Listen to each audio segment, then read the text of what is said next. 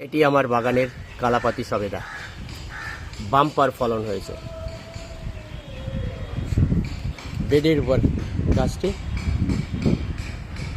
12 থেকে 14 ফুট চতুর্দিকে ছড়িয়েছে।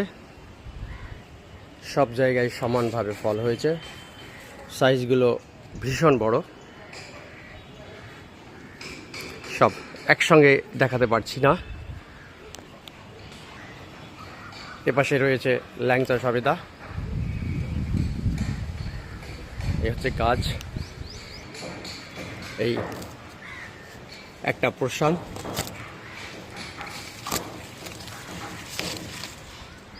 এটা যদি দেখতে হয় এরকম সাইজ, বিশাল বড়, বিশাল বিগ সাইজ। এটি হচ্ছে আমার কালাপাতি সবেদা। টোটাল গাছটি দূর থেকে দেখলে পারে এই।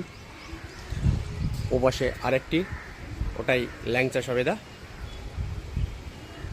বাম্পার ফলন, সারা বছর ধরে বাম্পার ফলন হয়।